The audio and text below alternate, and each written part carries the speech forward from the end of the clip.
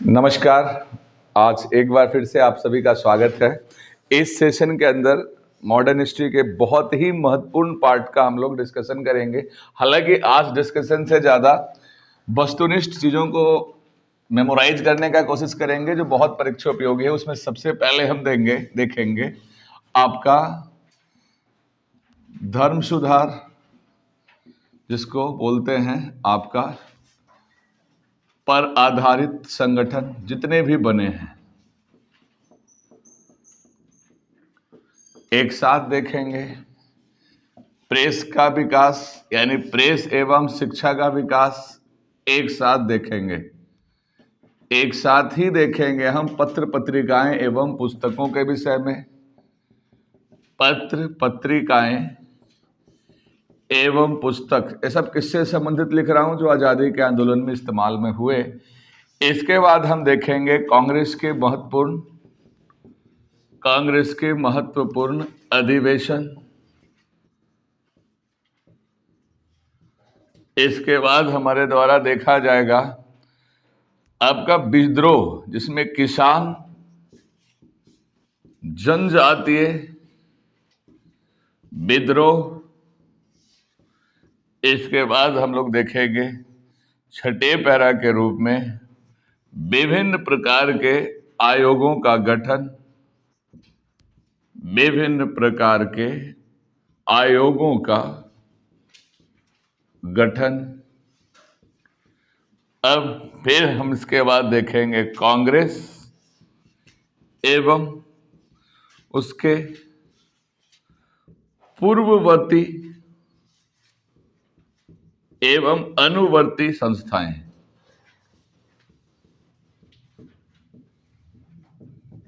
यहां तक से सवाल आने की संभावनाएं आपके बहुत रहने हैं। तो कुल मिला के हमारा फोकस रहेगा धर्म सुधार एवं पर आधारित संगठन। इसमें सिर्फ धर्म सुधार ही नहीं लिखेंगे, धर्म एवं समाज सुधार, धर्म एवं समाज सुधार पर आधारित संगठन। और मूल रूप से इसी पृष्ठभूमि में भारतीय पुनर्जागरण और पूरा का पूरा डिस्कशन जो होगा वो राजा राम मोहन राय इत्यादि पे केंद्रित होगा। प्रेस का विकास और उसी क्रम में हम देखेंगे शिक्षा का विकास, उससे जुड़ा हुआ बदलाव। पत्र पत्रिका पुस्तकों का के विषय में देखेंगे। अब नाम ही पढ़ेंगे और इसके किसने लिखा है। कांग्रेस के महत्वपूर्ण अधिवेशन पढ़ेंगे। किसान जनजातीय विद्रोह, विशेष रूप से विभिन्न प्रकार के आयोगों का गठन जो हुआ है, अंग्रेजों के द्वारा किया गया है, कांग्रेस के द्वारा किया गया है, उनका अवलोकन करेंगे। कांग्रेस एवं उनके पूर्ववर्ती संगठन, अनुवर्ती एवं पूर्ववर्ती दोनों प्रकार के संगठन देखेंगे। तो आप नोटिस करेंगे कि भारत में जो आपका धर्म सुधार या इस प्रकार की चीजों का प्रारंभ होता है वो एक ब्रिटिश प्रेरित विचार से होता है। और आपको बताया था कि भारत के अंदर पहला गवर्नर, बंगाल के गवर्नर के रूप में जो आपका क्या कहते हैं, उस विषय को हम पीछे अगर जाके आपको रिकॉल कराऊं तो 1765 ईस्वी में क्या लगा था बंगाल के अंदर? द्वैत शासन। द्वैत शासन की समाप्ति कब हुई? 1773 के रेगुलेटिंग एक्ट से। और 1774 में कौन बनते हैं? Warren Hastings. वारेन हेस्टिंगस एक कैसे व्यक्ति हैं आपको ध्यान होगा। वारेन हेस्टिंगस एक ओरिएंटलिस्ट व्यक्ति हैं जो भारत के तरक्की का रास्ता भारत के ही पुरातन संस्कृति में ढूंढने का प्रयास करते हैं। अब मुद्दे के बाद यह रहता है कि इसी क्रम में एक एशियाटिक सोसाइटी की स्थापना होती है। किसके समय में? वारेन हेस्टिंगस के समय में। विलियम जोन्स ने एशियाटिक सोसाइटी की स्थापना कब किया था? 1784। अब बोलो कि ये चर्चा में क्यों आया?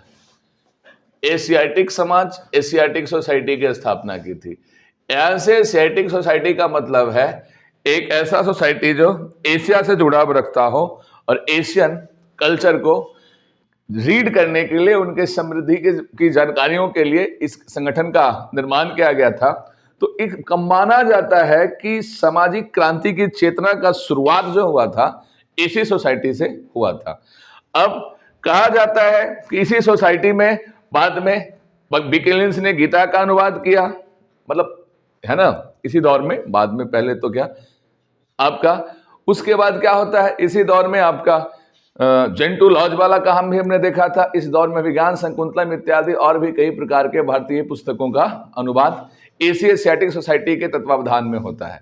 इन पुस्तकों का अंग्रेजी में अनुवाद होना और लोगों के द्वारा ब्रिटिशर्स तक अब किताबों का पहुंचना, अपने साहित्य के बारे में जानकारी पहुंचना, ये कहा जाता है कि इसी वजह से फिर क्या हुआ कि हम लोगों के अंदर भी एक सामाजिक चेतना का सरोकार आता है।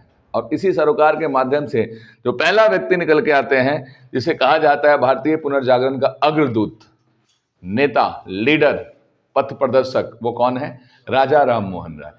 अब बात उठता है कि राजा राम मोहन राय ने ऐसा क्या किया कि हम उन्हें भारतीय पुनर्जागरण का भोर का तारा, भारतीय पुनर्जागरण का अग्रगण्य, अग्रदूत, torch bearer, Vanguard, front runner, ऐसा नाम दिया जाता है। क्यों?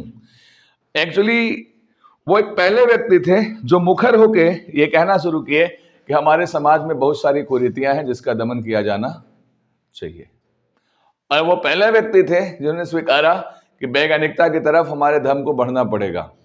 मतलब पहले व्यक्ति थे, बिल्कुल आपको समझ विकसित होना चाहिए। राजा राम मोहन राय के बाद उनके जूनियर हैं कौन? विवेकानंद जी, जिनका कल बर्थडे रहा है ना। उनका कार्यकाल तो रहेगा कब? 1893 का शिकागो धम्म सम्मेलन, वो सब। ये मैं बात कर रहा हूँ राजा राम मोहन राय आपका 19वीं सदी के प्रारंभ, और विवेकानंद जी का दौर कब चल रहा है? 19वीं सदी के अंत। तो सदी का अंतर है दोनों में। इनसे भी जूनियर हैं कौन? स्वामी दयानंद सरस्वती, आर्य समाज वाले। यानी सबसे पहले 19वीं सदी के प्रारंभ में तो राजा राम मोहन राय को टिकाओ अपने दिमाग में। कहाँ की बात हो रही है? 19वीं सदी की बात हो रही है। 19वीं सदी के किसकी? प्रारंभ की बात हो रही है। 18वीं सदी के अंत में शासित एशियाटिक सोसाइटी के माध्यम से उर्वर जमीन तैयार करने वाला वॉरेन हेस्टिंग्स रहता है। उस उर्वर जमीन पे थोड़ा सा बर्बर काम बाद में आके कौन करता है? लॉर्ड बेलेजली। अब बेलेजली के ऐसी नीतियों से थोड़ा सा कुप्रभावित देश में महसूस किया गया कि भैया समाज सुधार, धर्म सुधार की घोर आवश्यकता है।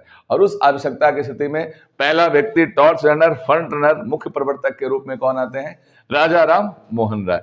अब बात उठती है कि राजा राम मोहन राय की ऐसी कौन सी कृति, रचना या क्या ऐसा माने जिससे हमको पता चलता है कि राजा राम मोहन राय ने धर्म सुधार के क्षेत्र में काम करना शुरू किया। तो पहली चीज आप ये मान के चलो, राजा राम मोहन राय का जुड़ाव किस प्रदेश के, आज के किस प्रदेश के हिस्से से है? तो बंगाल। और बंगाल के अंदर उस समय कहा जाता है, इसी वजह से बंगाली चेतना का विकास सबसे पहले हुआ था भारत के अंदर। चेतना का जो अवयव होता है ना, हम चेतन थे ही नहीं, हम जड़ बन चुके थे। चेतना का विकास सबसे पहले आपका राजा राम मोहन राय को इस तरह से कहा था, बंगाली चेतना का विकास। इस प्रोसेस में क्या होता है? 1815, 1817 ये सब खास करके बहुत महत्वपूर्ण दौर है। 1817 एवं 1813 एवं 1820 तक तो बहुत माहौल बन गया था। ये वो दौर है जब राजा राम मोहन राय प्रिपेयर हो रहे हैं। किसके लिए प्रिपेयर हो रहे हैं? तो आप देखेंगे ये वो दौर था जब वो प्रिपेयर हो रहे हैं समाज सुधार के अच्छे खासे सेशंस के लिए। अब आप देखिएगा 1825 भी लो और 1800, इतनी चीजें सिर्फ राजा राम मोहन राय से संबंधित है। राजा राम मोहन राय खुद को समाज सुधार के क्षेत्र में पहली बार स्थापित करने के लिए पब्लिक मीटिंग्स करना शुरू करते हैं, लोगों के बीच में जाना शुरू करते हैं। देखो, सोशल रिफॉर्म का काम ऐसे ही स्टार्ट होता है, लोगों के बीच में जाना पड़ेगा, अपनी बात को रखना पड़ेगा, लोग माने या न माने। काफी प्रतिकार झेलना पड़ता था। तो सवाल आता है कि राजा राम मोहन राय ने समाज सुधार के लिए लोगों के बीच में जाना किस वर्ष प्रारंभ किया था? 1813 ईस्वी से उन्होंने स्टार्ट किया। पहला बात इंपॉर्टेंट है, राजा राम मोहन राय को हम 10-10 मिनट टाइम देके पढ़ेंगे सबको।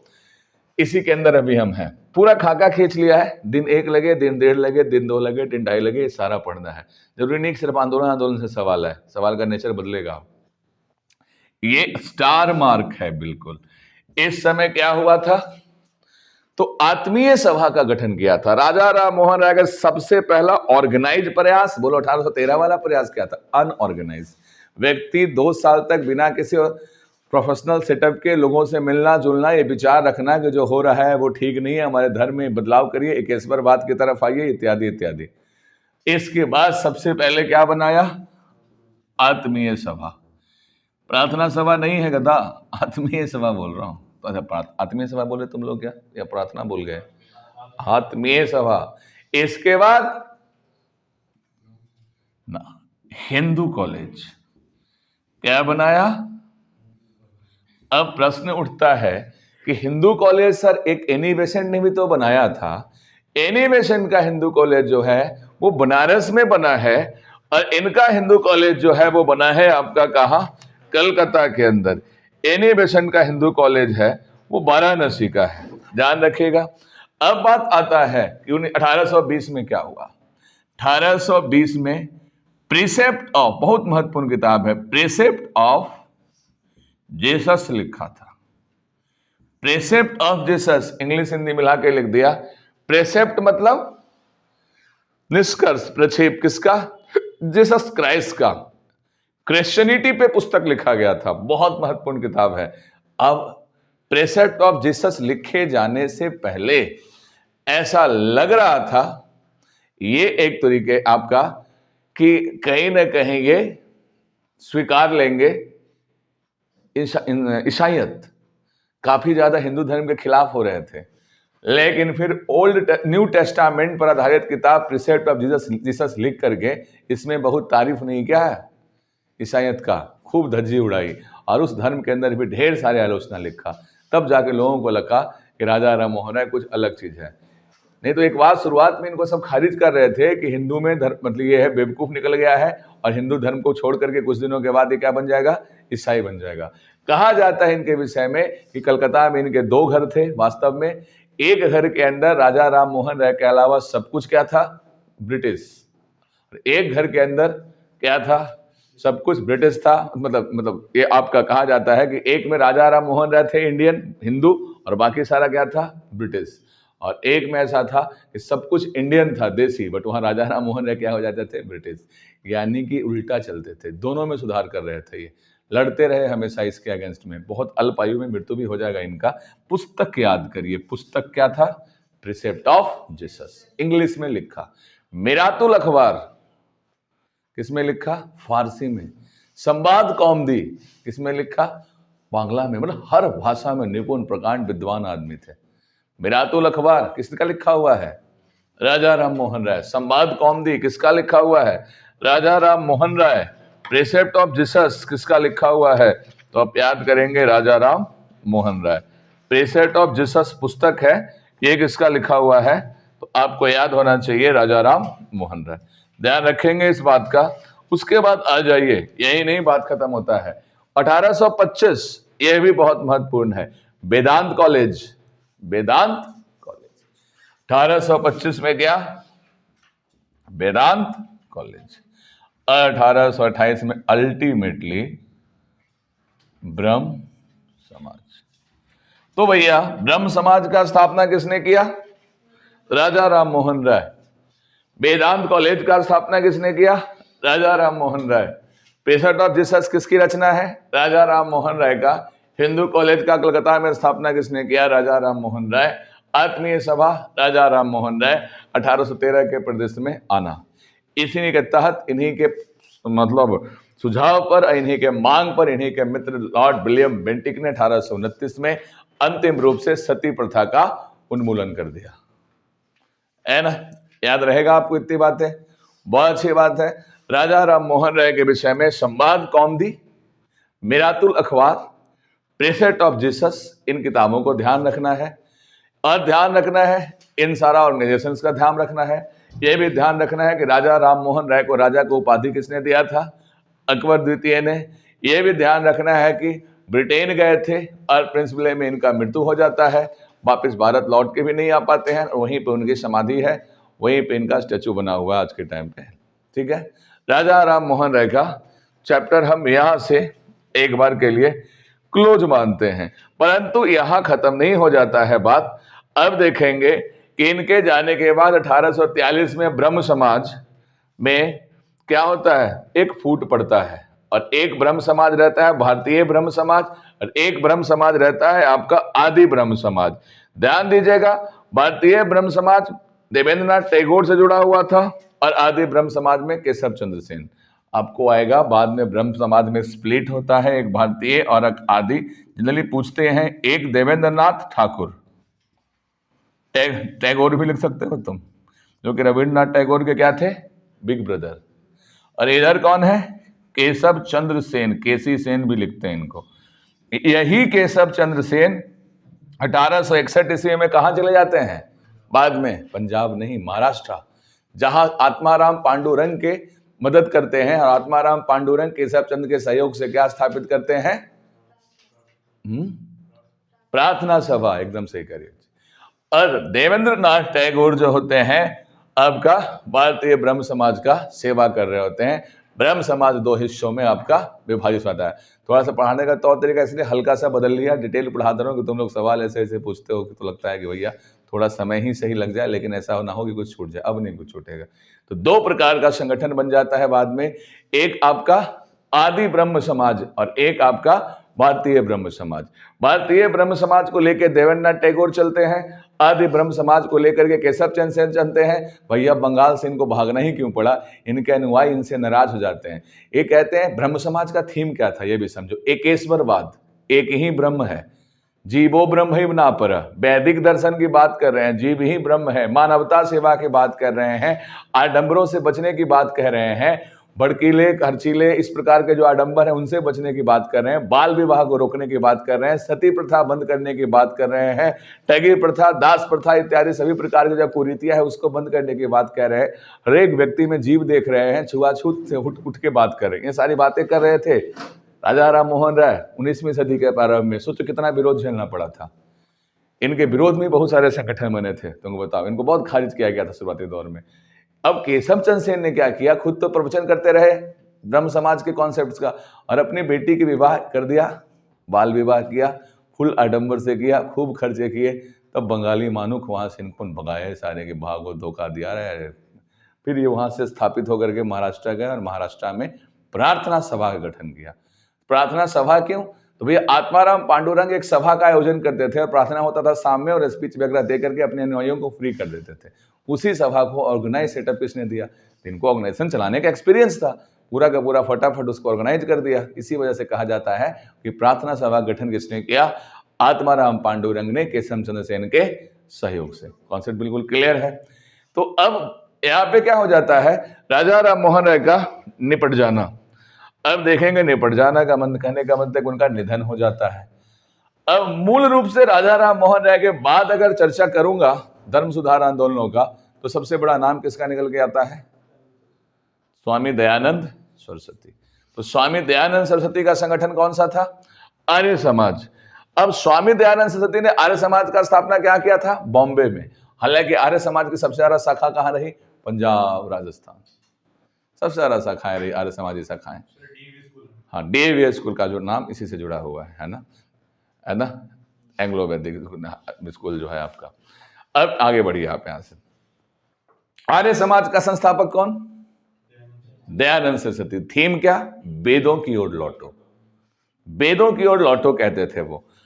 पाखंड खंडनी पताखा फहराया था, और यही अजमेर से फहराया था, राजस्थान से। और उसके बाद ही उन्होंने बोला था कि हर प्रकार के जो पाखंड है उसका खंडन करना है। कौन सा पताका फहराया था, पाखंड खंडनी पताका, वेदों की ओर लौटो का नारा दिया था। और उन्होंने ही वैदिक जो आपका एक मंत्र है जो ऋग्वेद के सूक्त से लिया गया है, ओम भूर्भुवस्सुः का प्रयोग कर करके, और एक तरीके से शुद्धि आंदोलन चलाया था। शुद्धि आंदोलन मतलब कोई भी व्यक्ति जो आपके हिंदू धर्म में वर्तमान में नहीं भी है, धर्मांतरित हो गया है, वो ओम भूर्भुवस्सुः का 7 बार पाठ करके हिंदू धर्म में वापस आ सकता है। जो घर वापसी वाला कॉन्सेप्ट है ये आज का थोड़ी है। सबसे पहला भारत में घर वापसी का सिद्धांत किसने चलाया था, दयानंद सरस्वती का चलाया हुआ था। घर वापसी वैदिक मंत्रों से करवा देते थे। तो क्लियर रहेगा तुमको, वेदों की ओर लौटो किसने बोला, स्वामी दयानंद सरस्वती। और आपका भारतीय राजनीति में आपका धर्म का समावेश का प्रथम प्रयोग ही दयानंद सरस्वती का था। और आपको बता दूं, सबसे पहले स्वराज का अनौपचारिक रूप से प्रयोग किसने किया था, दयानंद सरस्वती। भारत का मार्टिन लूथर किंग किसको बोलते हैं, दयानंद सरस्वती को बोलते हैं। भारत का मार्टिन लूथर किंग किसको कहते हैं, दयानंद सरस्वती को भारत का मार्टिन लूथर किंग कहा जाता है। ध्यान रख लेंगे इस बात को। और आपको एक चीज और ध्यान रखना है, पुस्तक का क्या ध्यान रखोगे इनसे, सत्यार्थ प्रकाश की रचना किसने की है? दयानंद सरस्वती, जिसका जुड़ाव किससे है? हाँ, दयानंद सरस्वती को लेकर के एक चीज आइएगा, सेम कॉन्सेप्ट, बाल विवाह, छुआछूत, ये सब का खंडन करते थे। आर्य समाज और ब्रह्म समाज में कुछ बहुत सारी समानताएं थी, एक आध दो असमानता थी। आर्य समाज थोड़ा सा एग्रेसिव था, ब्रह्म समाज थोड़ा सा डिफेंसिव। ये सुधारवादी था, सिर्फ आंदोलन नहीं था। आर्य समाज क्या था? एक आंदोलन था, मूवमेंट था। दोनों में अंतर समझ में आ रहा है? बाकी थीम दोनों का सेम था, बट इसमें एग्रेशन था, मूवमेंट था। अब ये भी बाल विवाह के खिलाफ है, ये भी छुआछूत के खिलाफ है, आपके जाति प्रथा का विरोध किया, ये भी कह रहे हैं वेदों की ओर लौटो। ये एक ईश्वरवाद को मान रहे हैं, वेद भी एक ईश्वरवाद को मान रहा है, सब कुछ ठीक है। तो फिर अंतर और कहां पे आता है? अंतर आता है कि आर्य समाज मूर्ति पूजा को लेकर के सख्त विरोध प्रदर्शित कर रहा था, और ब्रह्म समाज कह रहा था कि एक कोई भी भगवान मान के चलो, सब एक ही भगवान है। आर्य समाज का मूर्ति पूजा में यकीन नहीं था, वो कहता था जो भी वैदिक रीति रिवाज के खिलाफ है वो हिंदू हो ही नहीं सकता, वेद को ही परम अकाट्य सत्य माना था। तो अगर कभी डिफरेंस वाले क्वेश्चन आ जाए, आजकल कहीं रहे हो तुम, कुछ भी पूछ रहा है, तो तुम कर सको डिफरेंशिएट कि आर्य समाज और वेद समाज के रीति रिवाज में क्या अंतर है। लेकिन मैं इतना डिटेल से जैसे अभी पढ़ा रहा हूं, अगर ऐसे पढ़ाने लग जाऊं तो फिर ये पूरा का पूरा मामला क्या हो जाएगा? पीसीएस के क्लास में अंतर, इसमें कोई रह जाएगा क्या कोई? उसमें तो ऐसे ही पढ़ाना होता है, मैंने क्लास लिया हुआ है ना, एक एक पॉइंटों का अंतर करके पढ़ाना होता है। हमें लगता है टेस्ट सीरीज वाले बदमाशी कर रहे हैं, इतना डिप क्वेश्चन नहीं आएगा। आगे बढ़ते हैं। अब उठाता हूँ मैं स्वामी सहजानंद। खैर स्वामी सहजानंद सरस्वती की उठाऊं, इससे अच्छा पहले हम अपना एक विवेकानंद उठा लेते हैं और फिर कॉलम याद करा दूंगा, खेला खत्म। किसकी? 1875 आर्य समाज के स्थापना का कॉलम याद करवाऊंगा, घबराओ मत, सारे कॉलम का इकट्ठे याद कराऊंगा। एक कहानी सुना रहेगा तुमको। हाँ 75 1875 श्योर। बॉम्बई में 1875 में आर्य समाज की स्थापना स्वामी दयानंद सरस्वती के द्वारा हुआ था। और उसके बाद, और उससे सीनियर संगठन है कौन सा? प्रार्थना सभा। हाँ तो मैंने ये कहाँ बोला? मैंने तो ये बोला 1861 में ये बटा, केशव चंद्र सेन गए, 1867 ही सही है। अभी बता दो, मैं तो ये कह रहा हूँ कि वो सीनियर है, गए 1861 में तो वो छोड़ के गए, उसके बाद थोड़ा समय तो लगा होगा। 1861 में विभाजन होता है, 1867 प्रार्थना सभा का।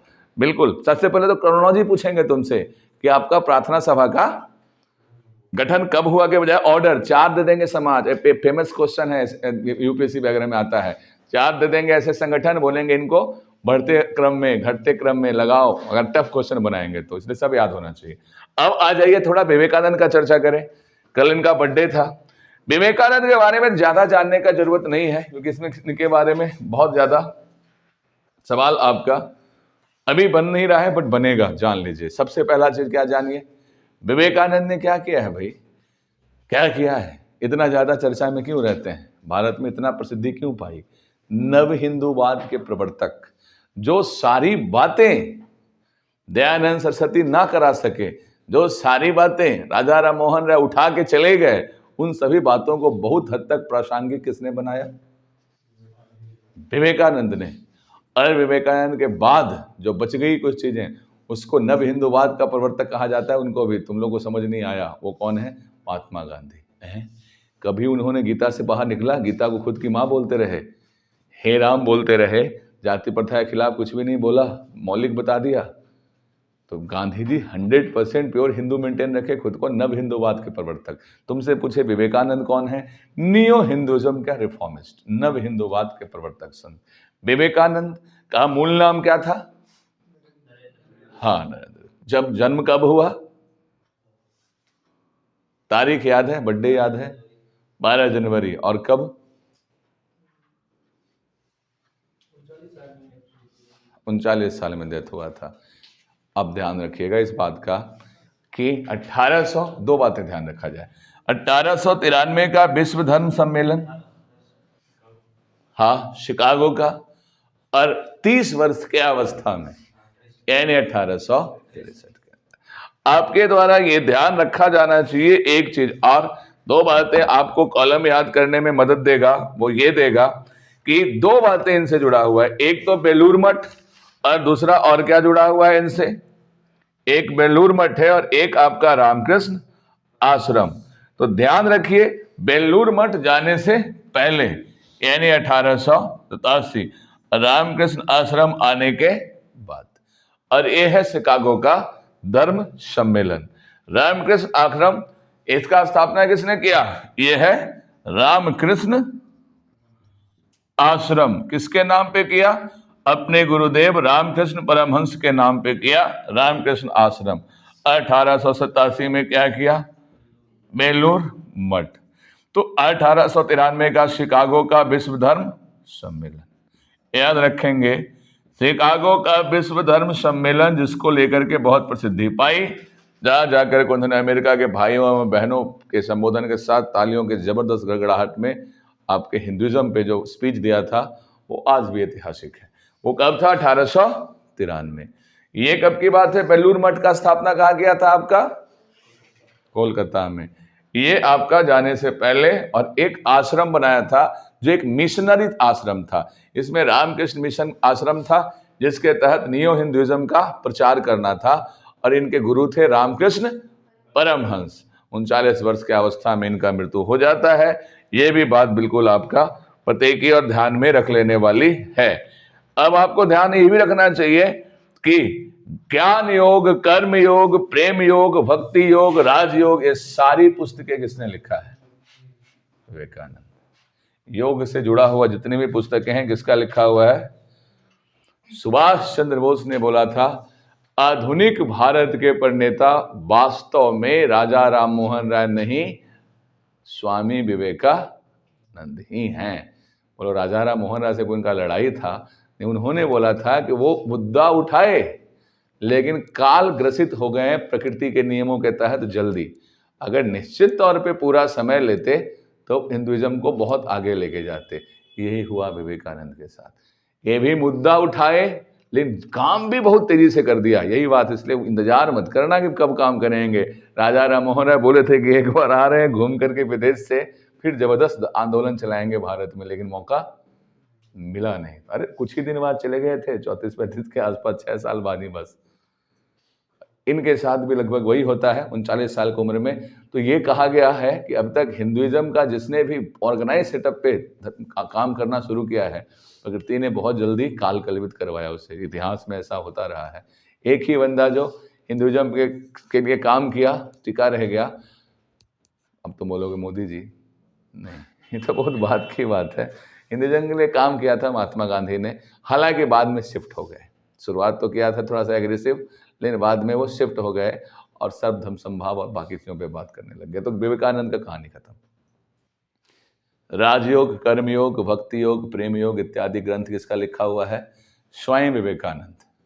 स्वयं विवेकानंद से पहले एक और व्यक्ति रहते हैं, वो हिंदुइज्म पे बहुत शानदार काम कर सकते थे, लेकिन वो कुछ बोले ही नहीं, ऐसे योग में गए कि, और वो व्यक्ति का नाम था अरविंद घोष। कल भी चर्चा किया था। अरविंद आश्रम, कोलंबो टू अल्मोड़ा लेक्चर का, और आपका एक और तो आपका कर्मान दर्शन का किताब लिखा, पांडिचेरी के अरविंद आश्रम से जुड़े हुए रखते हैं। तो ये भी ध्यान रखना, ये सब ऐसे संत हैं हमारे समाज के, और खास करके आज़ादी के आंदोलन में, जिनके बारे में जानकारियां होना स्वाभाविक है। अब खत्म हो गए। स्वामी दयानंद सरस्वती जो रहे, उनका भी योगदान बहुत अच्छा रहा। उन्होंने लंबे समय तक काम भी किया, उनको हम लोगों ने याद भी किया। आर्य समाज 1875 में बंबई में बनाया जाना, सत्यार्थ प्रकाश किताब का लिखा जाना, और ब्रह्म समाज जैसा ही छुआछूत, जाति प्रथा का विरोध, एकेश्वरवाद इत्यादि का काम करना, खंड खंडनी पताका का ये अजमेर से लहराया जाना, और बाद में आपका शिक्षा के क्षेत्र में बहुत सारा काम है, जो कि आपका डीएवी कॉलेज उसी का एक आपका एग्जाम्पल है। अब समाज सुधार से जुड़े हुए अन्य तथ्य में आपको क्या जानना चाहिए? तो जानिए, एक बहुत बड़ा चेहरा जिसका चर्चा नहीं हो, ईश्वर चंद्र विद्यासागर। इन्हीं के तत्वावधान में 1856 का विधवा पुनर्विवाह अधिनियम आता है। And I hope you will keep remember this, है ना। 1856 का विधवा पुनर्विवाह अधिनियम, इन्हीं का एक पुस्तक था सोम प्रकाश, जिसको प्रतिबंधित करने के लिए किसने? प्रेस वर्नाकुलर एक्ट लिट्टन ने लगाया। ध्यान रखिएगा। अब मजे की बात यह है कि नारी शिक्षा को बढ़ावा देने का प्रथम प्रयास कहा जाता है ज्योतिबा फूले ने किया, लेकिन वो महाराष्ट्र में। इससे पहले बेथुन कॉलेज बहुत जरूरी है। नारी का भी तो बात करें तो नारी शिक्षा का जो सबसे शानदार प्रयोग था वो कलकत्ता का बेथुन कॉलेज। ये सब पूछेगा, ये सब तुमको लूसेंट में नहीं मिलेगा। कलकत्ता का बेथुन कॉलेज एक कॉलेज का नाम है। ये नारी शिक्षा के तरफ बढ़ता हुआ एक कदम था। पहला कॉलेज ब्रिटिशर्स के द्वारा ही खोला गया था। किसके प्रयास से? तो आप देखेंगे ये प्रयास था उस समय किया जा रहा ईश्वर चंद्र विद्यासागर का। इसको लेके घोर विवाद है। अब हमारे जो पश्चिम के लोग हैं वो कहते हैं कि ना, और इसको लेकर के दलित आंदोलन भी बहुत अलग स्तर पे चलता है। तुमको बताओ दलित आंदोलन में चलता है, उसको कहते हैं कि ज्योतिबा फूले ही हैं, क्योंकि वो दलित समाज से रहे, और ईश्वर चंद्र विद्यासागर जो रहे वो सवर्ण समाज के व्यक्ति हैं। जबकि नारी शिक्षा में पहला काम किसका किया हुआ है? ईश्वर चंद्र विद्यासागर का किया हुआ है। विवादित बातें बोल रहा हूं मैं। हाँ, बेथुन कॉलेज उनके मतलब सहयोग से, अंग्रेजों ने ही खोला था, बट सारी दुनिया में प्रचारित ही किया गया है कि नारी शिक्षा में सबसे ज्यादा योगदान किसने दिया? बहुत योगदान दिया, बहुत सम्मान के पात्र हैं। लेकिन 1851 में, ये है 1849, एक ही समय का घटना है, तो दोनों आंदोलन को प्राथमिकता दिया जाना चाहिए। हम तुलना करके लड़ाने नहीं बैठे हैं दो क्रांतिकारियों को। ज्योतिराव फूले बहुत महान रहे। कहाँ रहे? महाराष्ट्र में सत्यशोधक समाज की स्थापना किया। किसका स्थापना किया? सत्यशोधक समाज की स्थापना की, और नारी शिक्षा को लेकर के प्रथम ऑर्गेनाइज और थोड़ा बड़ा सेटअप तैयार किया, और बालिका विद्यालय की स्थापना की। बालिका विद्यालय की स्थापना कहां किया? पुणे में 1851। ये सब याद करिए, यही सब परीक्षा में टपकेगा। 1851 की बालिका विद्यालय पुणे, और किसके तत्वावधान में ये है? तत्वावधान, हाँ अब देखो, ये अंग्रेज से कह के खुलवाए, इन्होंने खुद के कैपेसिटी में खोला। देख रहे हो इनका काम कैसे बड़ा हो रहा है। एक खुद के कैपेसिटी में खोलना, एक सरकार से खुलवाना, दो चीजें हैं ना। तो यहाँ पे ज्योतिबा फूले जी को कहा जाता है नारी शिक्षा का प्रणेता। ये उन्हीं को कहते हैं। हाँ, ज्योतिबा फूले। ज्योतिबा फूले नारी शिक्षा के प्रणेता कहते हैं इनको। और इन्हीं के प्रेरणास्पद बाद में जाकर के एक व्यक्ति का नाम होता है, इन्हीं के चेला थे डी कर्वे, जिनके मदद से पुणे में डेडिकेटेड महिला विश्वविद्यालय खुलता है। और बंदा का नाम क्या है? सब परीक्षा में आ सकता है क्वेश्चन।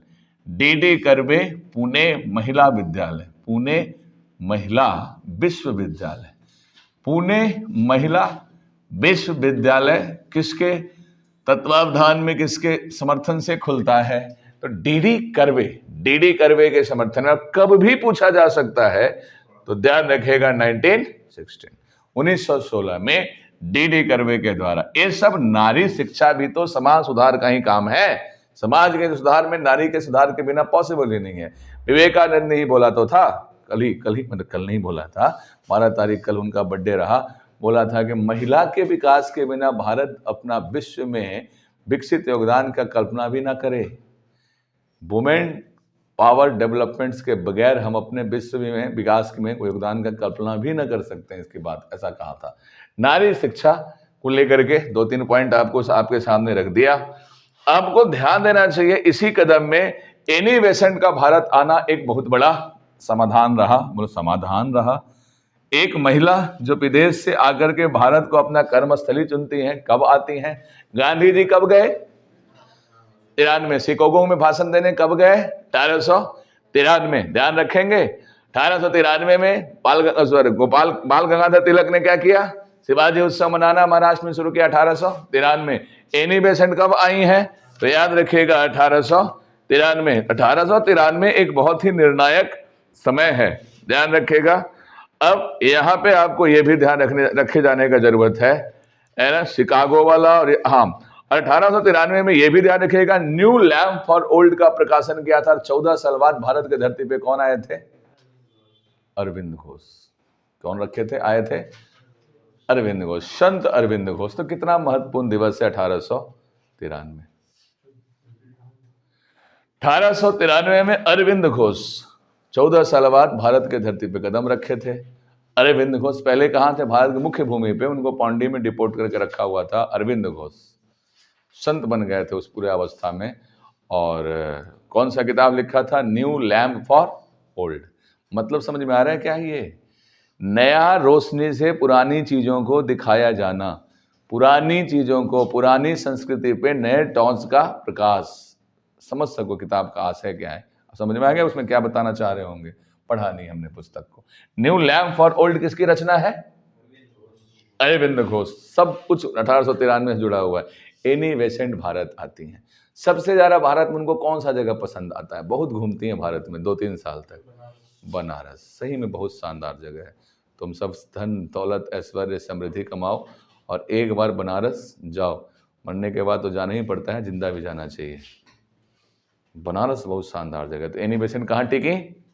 बनारस में। मोदी जी भी देखो अंतिम में बनारस आना पड़ा ना उनको प्रधानमंत्री बनने के लिए। तो बनारस के बाद क्या होता है? 1897 में आई तो बनारस में हिंदू कॉलेज खोला। हिंदू धर्म से बहुत प्रभावित थे, बहुत अच्छा लगता था और वो हिंदू बन गए थे। एनी बेसेंट हिंदू बन गई। धर्म परिवर्तन तो हमने अपन तो करवाते नहीं है, दिल से बोल दो हिंदू हो, ओम भूर्भुवस्सुः चलो हिंदू हो। अपना वो प्रोसेस पानी वानी पिलाने वाला तो होता नहीं है। तो यानी मन से, कर्म से, आचरण से हिंदू धर्म को स्वीकारा। 1897 में एक कॉलेज खोलती हैं और कॉलेज का नाम क्या रहता है? हिंदू कॉलेज। तो अब आपसे परीक्षा में यह पूछा जाता है कि हिंदू कॉलेज जो है, और अब आपका कहीं कहीं 1898 भी लिखता है, कहीं कहीं 1897 भी लिखता है। ऑप्शन में जो हो बोलो। ऑप्शन में दोनों हो तो क्या मानोगे? 1898, क्योंकि मेरे पास 2-3 रेफरेंस किताबें पढ़ देखी है मैंने इस डाटा के लिए, है ना। तो 1898 उचित भी होता है, नहीं भी हो सकता, देख लेना क्या हो। एनसीईआरटी चेक कर लेना। 1898 में हिंदू कॉलेज की स्थापना किया। यही मैं भी चाहूंगा, यही हिंदू कॉलेज कालांतर में किसमें बदल जाता है? बनारस हिंदू विश्वविद्यालय। इसी समय क्या होता है? एक थियोसॉफिकल सोसाइटी का गठन हो गया होता है। थियोसॉफिकल सोसाइटी के कौन है गठन करता? अध्यक्ष मैडम बेल्स्टवकी। हालांकि बाद में एनी बेसेंट को 1907 तक थियोसॉफिकल सोसाइटी का अध्यक्षा बना दिया जाता है। एनी बेसेंट का काम बहुत ज्यादा नहीं है। एनी बेसेंट इसके बाद आ जाती है राजनीति में। वो मुख्य रूप से कांग्रेस ज्वाइन कर लेती हैं और कांग्रेस में तब तक रहती हैं जब तक कांग्रेस में गांधी जी नहीं आते हैं। गांधी से एनी बेसेंट को शुरुआती दौर में थोड़ा सा समस्या हुआ। असहयोग आंदोलन से सहमत नहीं थी एनी बेसेंट और छोड़ देती हैं जिन्ना के साथ पार्टी। जब मोहम्मद अली जिन्ना कांग्रेस छोड़ते हैं तो एनी बेसेंट भी छोड़ देते हैं, कहते हैं गांधी जी की इन चीज़ों से हम सहमत नहीं है। अब हाँ, ऐसा क्या, गांधी जी का तो बहुत बड़ा समर्थक थी, बाद में फैन बनती है तो गांधी जी को महात्मा भी कहती है। लेकिन मुद्दे की बात है, गांधी और इरविन दोनों को महात्मा बोल दिया था। तुमसे पूछा जाएगा गांधी जी और इरविन दोनों को महात्मा कहने वाली नेत्री कौन थी कांग्रेस की? तो एनी बेसेंट। हाँ तो अपन पढ़ ले, फ्लो में निकल रहे, जाने दो, क्या पता कुछ आ जाए। अब कब हुआ था गांधी इरविन समझौता? 1931 के 5 मार्च 1931 को गांधी इरविन समझौता के बाद किसने बोला था कि भैया दो महात्माओं का संगम है ये? है एनी बेसेंट। एनी बेसेंट ने बोला था कि ये दो महात्माओं का संगम है। तो अब तुमसे पूछें कि गांधी जी को महात्मा रविन्द्रनाथ टैगोर के अलावा किसने बोला था? तो एनी बेसेंट। हो जाएगा, कोई दिक्कत नहीं है, ज्यादा समय नहीं लूंगा, चिंता मत करो। चिंता से चतुराई घटे, दुख से घटे शरीर। तो शरीर तो थोड़ा मेरा घट भी जाए तो कोई फर्क नहीं पड़ता है, काफी हो गया है। आगे चले। अब तुमको कॉलम याद करवाता हूँ, पुस्तक ले लेता हूँ आराम से हाथ में होल्ड करके। अब तुमको यहाँ तक समझ में आ गया हम कहाँ पहुंच गए हैं? हम पहुंच गए हैं कुल मिला के एनी बेसेंट को देख लिया। एनी बेसेंट के बाद देखो तुम कुछ मुस्लिम धर्म सुधार भी तो करवाएं। हिंदू सिर्फ चल रहा है, सेकुलर है ना भारत। सर सैयद अहमद खान।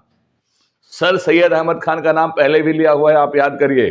1875 ईस्वी में अलीगढ़ मुस्लिम विश्वविद्यालय की स्थापना के बाद करवाया था।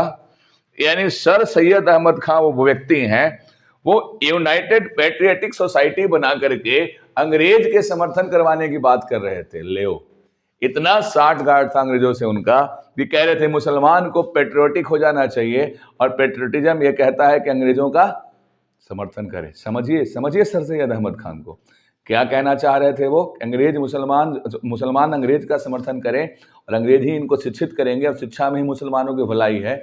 साइंटिफिक सोसाइटी बना लिया था मुसलमानों के लिए और 1875 में अलीगढ़ नेशनल मूवमेंट चला दिया था।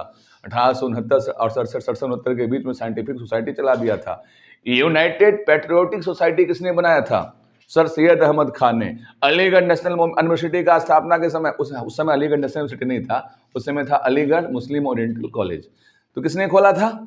सर सैयद अहमद खान। तो ये किससे जुड़ाव रखते हैं? इसी से जुड़ाव रखते हैं। मुस्लिम धर्म सुधार में कोई विशेष प्रयास नहीं हुआ था। एक प्रयास हुआ था देवबंदी और अहमदिया आंदोलन। तो भटक जाएंगे मुद्दे से, बहुत डीप हो जाएगा, छोड़ दो।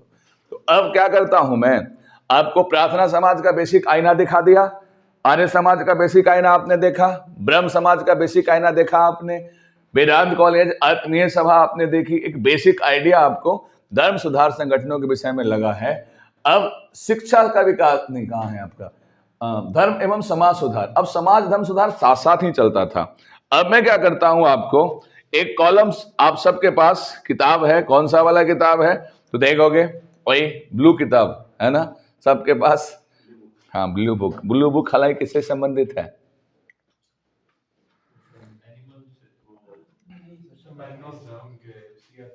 हाँ ना, सीआरपीएफ के नहीं है, एनएसजी का मैनुअल से। अभी आपको घटना जो हुआ था नरेंद्र मोदी वाला, वो ब्लू बुक से संबंधित है। क्या पेपर में आया हुआ है क्या? ले मैंने नहीं देखा क्वेश्चन, तो हल्के में लेते हो तुम हमको। मेरा दिमाग वहाँ तुरंत चला यार, ब्लू बुक जैसे बोला मेरे दिमाग में आ गया, खूब चर्चा में रहा था। हमारे सर कहा करते हैं, उनका तो नाम भी लूंगा मैं, विकास दीप कीर्ति सर, कि जो चर्चा में है वही पर्चा में है। तुमको लगता है ब्लू बुक कहाँ से आ गया? तुम ध्यान से न्यूज कवर नहीं किया होगे।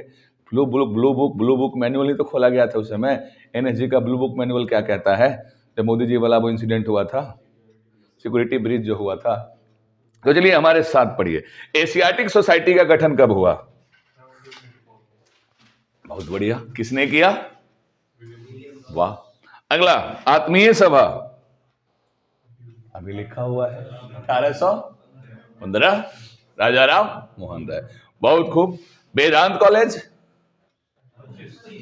और हिंदू कॉलेज छूट गया है उसमें, ब्लू बुक में कवर कर दीजिए। 1817 में क्या है? हिंदू कॉलेज। वेदांत कॉलेज हो गया। ब्रह्म समाज 1828, राजा राम मोहन राय। लेन ब्लू बुक में एक अच्छी बात ये लिखा हुआ है, युवा बंगाल आंदोलन है। घड़ी साज, घड़ी बनाने वाला बंदा डेरोजियो, वो युवा बंगाल आंदोलन का प्रवर्तक था। इससे प्रेरणा लिए थे कौन? स्वामी विवेकानंद। यानी कमाल का बंदा था। युवा बंगाल आंदोलन का प्रवर्तक कौन? एक घड़ी साज डेरोजियो। और ब्रिटिश बंदा, वो चला रहा है आंदोलन। तो कोई भी देश का नागरिक बुरा नहीं होता है, कुछ लोग अच्छे या बुरे होते हैं। ब्रिटिशर्स है ना, डेरोजियो। आगे बढ़िए। इसके बाद आपको क्या ध्यान रखना है? तत्व बोधनी सभा याद करिए। तत्व बोधनी सभा समझ रहे हो तुम, किससे जुड़ा हुआ है? 1839 में। इसी समय मृत्यु होता है किसका? राजा राम मोहन राय। और देवेंद्र नाथ ठाकुर का संगठन था क्या? तत्व बोधनी सभा। मतलब समझा दूंगा ना तो तुम समझ जाओगे। हाँ, रंजीत सिंह की डेथ। तत्व बोधनी सभा। तत्व बोधनी सभा का मतलब सबस्टेंशियल नॉलेज चाहिए, असली चीज को समझिए। ये समझाने का कोशिश कौन करते थे? देवेंद्र नाथ ठाकुर। और ये किससे जुड़ाव रखते थे? ब्रह्म समाज। तुमसे पूछा जाएगा, तत्व बोधनी सभा ब्रह्म समाज के आनुषांगिक संस्था के रूप में काम करते थे। ब्रह्म समाज तो है एक बड़ा अम्ब्रेला है, उसके नीचे छोटे छोटे संगठन बनने लगे थे। और ये क्या था? तत्व बोधनी सभा। बाद में तत्व बोधनी सभा बंद कर दिया जाता है और ये खुल करके क्या करते हैं?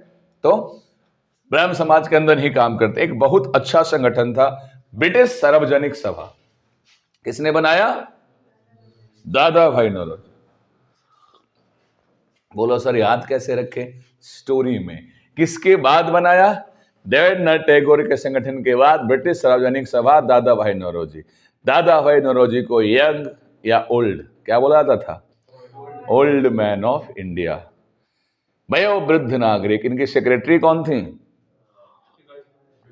मैडम भिखाजी कामा, जो सूट गार्ड में झंडा फहराई थी, भारतीय झंडा का प्रयोग किया था। उस समय तिरंगा ही था और ध्यान रखिए, ब्रिटिश हाउस ऑफ कॉमन के लिए चुनाव लड़ने वाले पहले व्यक्ति कौन है? Dadabhai Naoroji. Poverty under British rule किसने लिखा है? Dadabhai Naoroji. Wealth drain theory किसने दिया है? दादा भाई नौरोजी। धन व्यापगत का सिद्धांत किसने दिया है? दादा भाई नौरोजी। है ना बादशाह और एक व्यक्ति हैं, और इससे पहले फिरोज शाह मेहता, ये सब भी करते रहे हैं, पर धन व्यापगत का सिद्धांत सबसे सटीक किसने दिया था?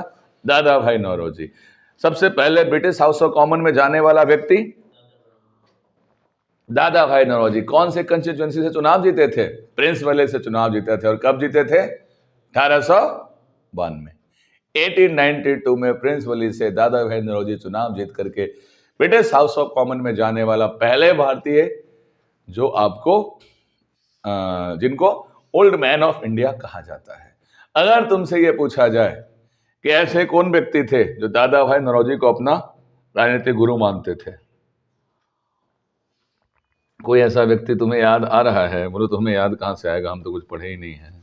फिर भी सोच के देखो, अगर तुमको 4 ऑप्शन दे दे राजनीतिक गुरु वाले कॉलम में, कि 4 अगर ऑप्शन दे, तुम अगर सही कर सकते हो तो मैं तुमको 4 ऑप्शन भी दे दूं कि राजनीतिक गुरु किसको मानते थे। 4 ऑप्शन है: लाला लाजपत राय, महात्मा गांधी, सुभाष चंद्र बोस और बाल गंगाधर तिलक। सुभाष चंद्र बोस का राजनीतिक गुरु सीआर दास, याद ही कर लो। सुभाष चंद्र बोस का राजनीतिक गुरु चित्तरंजन दास, सीआर दास। लाला लाजपत राय के राजनीतिक गुरु कौन? मैजनी, याद कर लेना। इटली का क्रांतिकारी मैजनी, मैजनी का जीवनी लिखा है।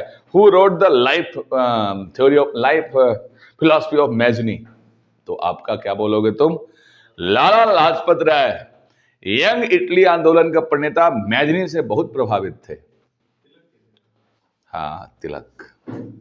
तिलक अपना गुरु मानते थे दादा भाई नौरोजी को।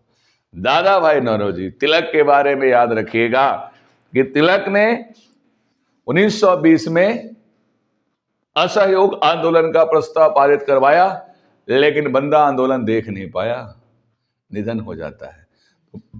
बाल गंगाधर तिलक का निधन कब हुआ? 1920। और बाल गंगाधर तिलक के निधन से दुखी होकर के उनके अर्थी को कांधे देने के लिए 2 मुस्लिम भाई आते हैं, शौकत अली और मोहम्मद अली। तुम यकीन नहीं करोगे, पीसीएस में क्वेश्चन पूछ दिया गया था, किसके अर्थी को कांधा देने के लिए शौकत अली मोहम्मद अली आए थे, और शामिल हुआ था मुसलमान होते हुए फ्यूनरल में पूरा। इस समय हिंदू मुस्लिम एकता का माहौल था देश में, शौकत अली और मोहम्मद अली। तो दादा भाई, माफी चाहूंगा, बाल गंगाधर तिलक का राजनीतिक गुरु कौन? दादा भाई नौरोजी। मैजनी किसके राजनीतिक गुरु रहे? लाला लाजपत राय। बिल्कुल याद रखिए माय डियर फ्रेंड्स कि आपको बाल गंगाधर तिलक का मृत्यु असहयोग आंदोलन के समय ही हो गया था। अपनी आंखों से असहयोग आंदोलन वो देख नहीं पाए थे 1920 में। बाद में 1920 में फिर नागपुर अधिवेशन में उस आंदोलन में नाराज हो गए थे। कौन? विधान परिषदों को लेकर के। कौन? सीआर दास। बाद में सीआर दास। देखो, सीआर दास, तुम बंगाल को समझ नहीं पा रहे हो। बंगाल एक इंटेलेक्चुअल स्टेट है। बंगाली अस्मिता एक वर्ड होता है। वो अपने आप को बहुत पढ़े लिखे इंटेलेक्चुअल शुरू से मानते हैं। उनको दिल्ली से कंट्रोल होना नहीं चाहते हैं, और दिल्ली से कंट्रोल कर रहे थे। सीआर दास कहते कि नहीं, वो माने ही नहीं, शुरू से नाराज चलते थे सीआर दास। इसीलिए तो सुभाष चंद्र बोस उनको गुरु मानते थे। बंगाली अस्मिता वाला बंदा देख फिर आगे दिल्ली लड़ गया 38 और 39 में। पढ़ोगे ना आगे। 38 का हरिपुरा अधिवेशन, अध्यक्ष कौन बनते हैं कांग्रेस में? सुभाष चंद्र बोस। और 1939 का त्रिपुरी संकट, त्रिपुरी अधिवेशन, फिर से अध्यक्ष पट्टाभी सीतारमैया महात्मा गांधी के समर्थित प्रत्याशी को हरा के कौन बनते हैं? सुभाष चंद्र बोस।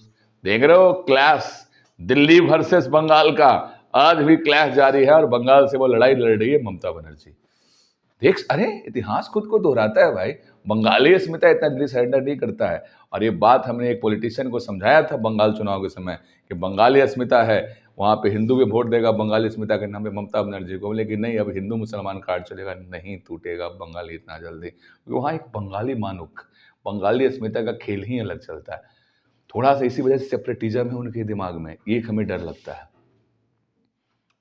हालांकि देश के लिए तो कुर्बानी देने वाले ऐसे लोग रहे हैं, तो मैं ये कहना माफ़ी चाहूँगा अपने शब्दों के लिए 1000 बार, कोई सेपरेटिज्म नहीं हमारे बंगाली भाइयों में। वो अस्मिता है, वो मानते हैं कि देश पहले हमारा है, इसमें उस रेस में है, वो पहले हमारा है, ज़्यादा प्यार के रेस में है। उनको लगता है कि दिल्ली में बैठे लोग देश को सही संचालित नहीं करेंगे। ये सीआर दास के ज़माने से चल रहा है। हम तो इतिहास को ऐसे देखते हैं ना, हम तो छात्र हैं नहीं इतिहास के। तो सीआर दास ने विरोध किया था असहयोग आंदोलन का। क्यों ऐसी करेंगे मेरा मन बंगाली लोग होते हैं।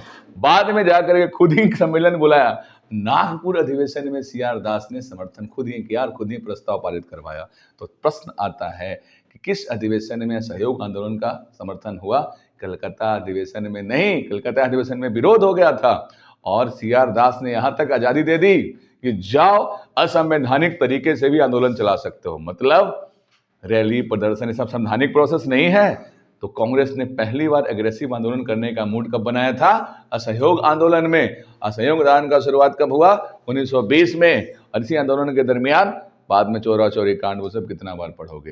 तो तुमको समझ में आ गया घटना डेवलप होते जा रही है। हम कहाँ पहुंच चुके हैं? हम तो धीरे धीरे ऐसे ही बढ़ते कूदते रहेंगे और हम आ गए हैं अब फाइनली कूद करके ज्योतिबा फुले का बालिका विश्वविद्यालय। देख ही लिए ना किसने स्थापना किया? बालिका विश्वविद्यालय। देखो गोपाल हरि देशमुख को कुछ कहते हैं क्या? लोकहितवादी। गोपाल हरि देशमुख के नाम के आगे आप क्या लिख लो? लोकहितवादी। गोपाल हरि देशमुख के नाम के आगे लोकहितवादी रखिए और परमहंस मंडली का गठन इन्होंने किया था। ध्यान रखिएगा बहुत इंपॉर्टेंट है। आपका जो इंपॉर्टेंट है वही पढ़ाऊंगा। सिर्फ साइंटिफिक सोसाइटी आपको पहले ही पढ़ाई दिया। 1864 में किसने? सर सैयद अहमद खां। और बाद में 1875 में देखोगे किसने स्थापना किया? अलीगढ़ मुस्लिम एंग्लो यूनिवर्सिटी का। ध्यान रखिएगा प्रार्थना समाज और वेद समाज दोनों साथ साथ बनता है। वेद समाज किनका खुद का था? केशव चंद्र सेन। और प्रार्थना समाज में इन्होंने सहयोग किया था। ये दो बातें इकट्ठे याद नहीं रख सकते क्या? स्टोरी बता दिया हो ना। 1861 में डिपार्टमेंट हुआ। पूरा लिस्ट आसानी से तुमको याद हो जाएगा। हो रहा है याद? अब आगे बढ़ जाइए। सत्य शोधक समाज ज्योतिबा राव फुले ने काफी बाद में शुरू किया। पहले नारी शिक्षा पे काम किया, फिर छुआछूत। सत्य शोधक समाज क्या था? छुआछूत के खिलाफ में, जाति प्रथा और उच्च नीच के खिलाफ ये एक आंदोलन था, सत्य शोधक समाज। आगे बढ़ जाइए। आपको ध्यान रखना चाहिए कि आर्य समाज की स्थापना किसने किया? दयानंद सरस्वती। देखो इंडियन लीग का क्या जरूरत आन पड़ा यहां पे? इंडियन लीग का संगठन आपका आंदोलन से है। अच्छा, इस लिस्ट के अंदर धार्मिक सामाजिक राष्ट्रीय आंदोलन भी शामिल कर दिया गया। गधा 2 कॉलम बनाना चाहिए था। इंडियन लीग का शिशिर कुमार घोष। इस शिशिर कुमार घोष किससे संबंधित है? Indian league. बट यहां डालने का क्या मतलब है? हम क्या पढ़ रहे हैं? धर्म एवं समाज सुधार। ऐसे तो बहुत सारे हमने संगठन छोड़ दिए सही से। अब देखो अब तक यही कह रहा था कि ब्लू बुक बहुत शानदार है, बट जैसे मूड बदला पढ़ाने का तो हमको ये क्या लगने लग गया? किताब हल्का। वो डिपेंड करता है खाना कैसा खाना है। अगर बढ़िया स्वादिष्ट व्यंजन खाना है तो। लेकिन कोई ना, इसी को तुम आधार मानोगे जी। वो दौड़े मोड़े 1-2 सवाल पढ़ने के चक्कर में मैथ पर से फोकस थोड़ी हटाना है। आईएएस की तैयारी थोड़ी करवाना है तुमको। छोड़ दो। अब 1875 आ गया ना। क्या? आर्य समाज। थियोसॉफिकल सोसाइटी का चर्चा किया हमने। क्या चर्चा किया? मैडम बेल्स्टाविक। और बाद में भारत में एनिमेशन को उसका क्या बनाया गया? अध्यक्ष। आगे बढ़िएगा। इसी के अंदर आपको आ जाएगा एक बहुत महत्वपूर्ण संगठन है। अब इंडियन लीग से ज्यादा महत्वपूर्ण संगठन है इंडियन एसोसिएशन। एक कॉलम बनाओ तुम, याद कर ही लो। इंडियन लीग अलग है, ऑब्लिक इंडियन एसोसिएशन अलग है। इससे पहले आपका ब्रिटिश एशियाटिक सोसाइटी यानी अलग है। ये इतना ही रखो। इसके बाद ये देखो ध्यान कैसे रखिएगा। एक व्यक्ति जो आईसीएस की नौकरी से बर्खास्त कर दिए जाते हैं कुछ ऐसे काम करने से, रिप्यूट करने के कारण, उस व्यक्ति का नाम रहता है बेताज बादशाह। क्या बोलते हैं किसको? सुरेंद्रनाथ बनर्जी। बिना ताज का बादशाह कहा था गांधी जी ने इनको। बोला गजब का बंदा है। बेताज बादशाह सुरेंद्रनाथ बनर्जी। 1876। कांग्रेस से पहले अखिल भारतीय संगठन बनाने का कॉन्सेप्ट किसके दिमाग में आया था? यूपीएससी का क्वेश्चन है। तो सुरेंद्रनाथ बनर्जी। कांग्रेस तो डफरीन ने बाद में बनवाया। इनके दिमाग में पहले से चल रहा है कि एक अखिल भारतीय संगठन बनाओ और पूरे भारत के आंदोलन को एक झंडे के नीचे लाओ। आईएएस आदमी संगठन बनाने वाला बंदा। 1875 में एक लीग बनता है जिसको इंडियन लीग, ये भी बहुत महत्वपूर्ण काम था। शिशिर कुमार घोष ने इंडियन लीग बनाया, उतने सफल नहीं हुए। सुरेंद्र नाथ बनर्जी, आनंद मोहन बोस ने मिलके इंडियन एसोसिएशन बनाया, जिसका मर्जर हो जाता है कांग्रेस में। ध्यान रखना, कांग्रेस में इसका 1886 में क्या हो जाएगा, मर्जर हो जाएगा, जो कांग्रेस को बहुत शक्ति दिया था बंगाल के अंदर। एक अच्छी खासी बंगाल के अंदर बनी हुई टीम थी, जो पूरा का पूरा कांग्रेस को मिल गया था। वो टीम क्या था, सुरेंद्र नाथ बनर्जी का इंडियन एसोसिएशन, आनंद मोहन बोस के मदद से।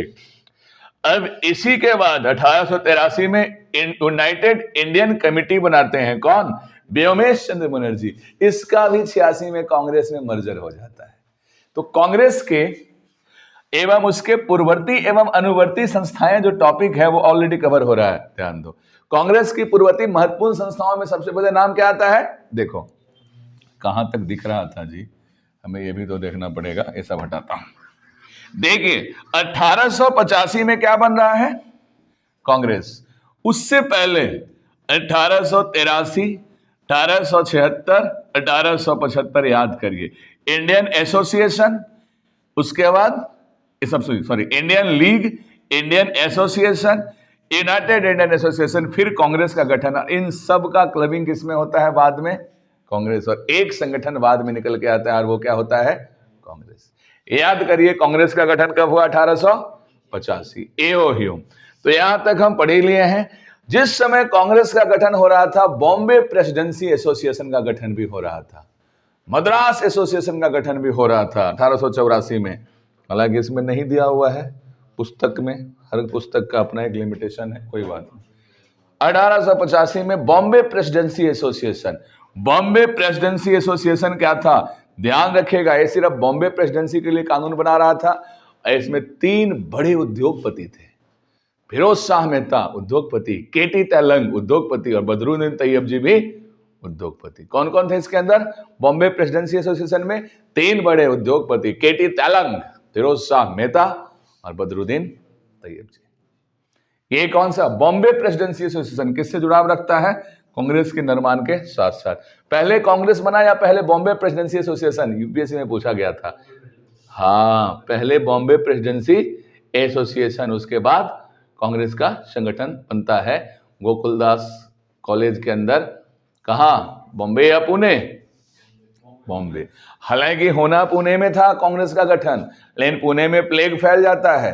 पुणे में प्लेग फैल जाता है तो आनंद फानंद में मीटिंग को कहां शिफ्ट किया जाता है, बॉम्बे, और एक संस्कृत विद्यालय के अंदर मीटिंग किया जाता है। थोड़ा छोटा ही मीटिंग था। एओ ह्यूम आते हैं और कांग्रेस के निर्माण की खानापूर्ति करते हैं, और अगला मीटिंग बड़ा होता है और उसके अंदर बहुत सारे लोगों को सबमिट करवाया जाता है। और कहां होता है दूसरा मीटिंग कांग्रेस का, 1886 का मीटिंग कलकत्ता, और सब कलकत्ता का टीम को मिला लिया जाता है। कौन है ये, इंडियन लीग, कौन है ये, इंडियन एसोसिएशन, यूनाइटेड एसोसिएशन, सबको मिला के कांग्रेस को एक बड़ा संगठन बना के खुला मैदान में काम होता है। इसीलिए कहा जाता है, इसी चक्कर में तकलीफ रहा कि कांग्रेस को संजीवनी किसने दिया, कलकत्ता ने। बट कांग्रेस के बाद कलकत्ता में कांग्रेस के नेताओं की पूछ नहीं रही, शुरू से उठा के देख लो। अरे भैया हम बनाए हैं तो लगता है ना कि मेरा पार्टी है और साला मेरे को ही नहीं पूछ रहा है। इसी चक्कर में जितने नेता थे उस समय शुरुआती वाले, वो सब मुंह फुला के बाद बाहर निकल जाते थे। सीआर दास का बहुत अदावत रहा, मोतीलाल नेहरू के साथ हमेशा अलग हो जाते थे वो। मोतीलाल नेहरू को लेकर के चल मोती, अपना अलग दुकान लगाए। बाद में कौन आए, सुभाष चंद्र बोस, वो भी ना टिक पाए कांग्रेस में, देख रहे हो।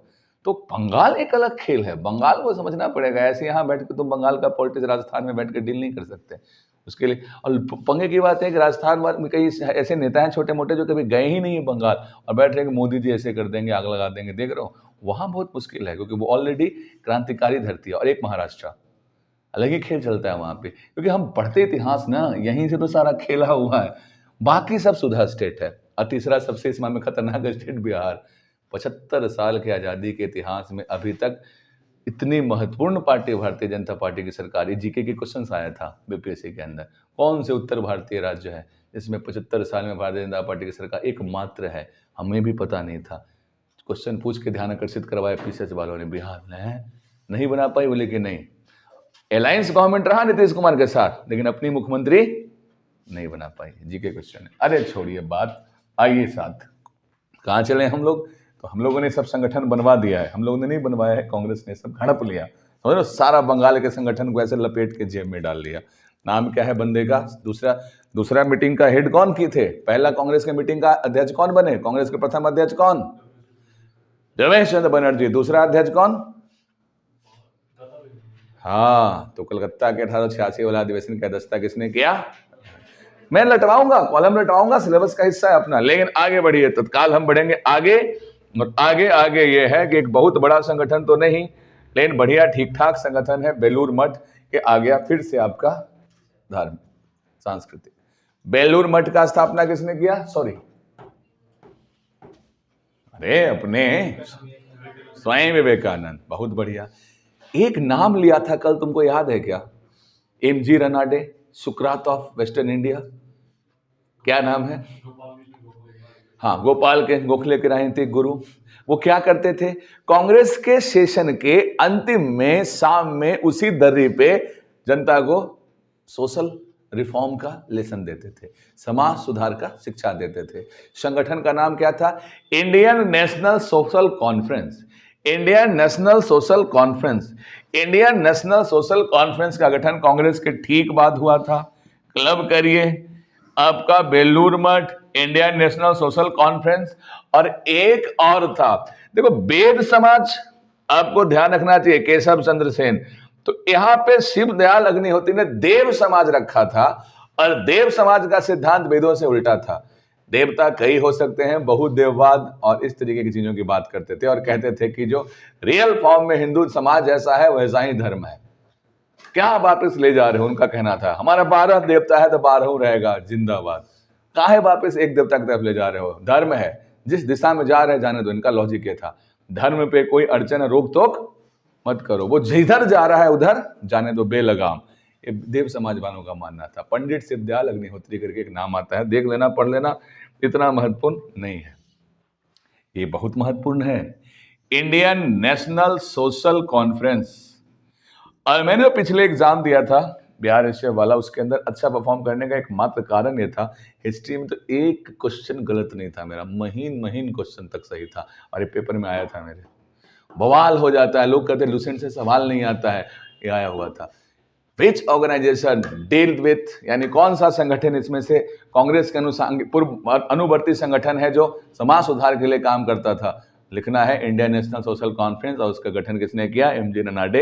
एक एक लाइन तुमको पढ़ना पड़ेगा, 45 बता रहा हूं, तो एक भी क्वेश्चन तुमको पीसीएस तक लुसेंट से बाहर नहीं जाएगा। तुम क्या हल्के में पढ़ के छोड़ देते हो? मैं कह रहा हूं एक एक कॉलम याद करना पड़ेगा, जीके या मर के। पढ़ लिए? अभी खत्म नहीं हुआ है दोस्त, अब तो 19वीं सदी का प्रारंभ होने वाला है। शारदा सदन, रामाबाई। विवेकानंद का रामकृष्ण मिशन पहले आ ही चुका है चर्चा में, शारदा सदन टिक कर लेना, इंपॉर्टेंट है, सीधा पूछा जाता है। अब आ जाइए, कल कुछ याद आ रहा है? 1904 में क्या हुआ था? अभिनव भारत। मित्र मेला संगठन से बदल के क्या बन गया था?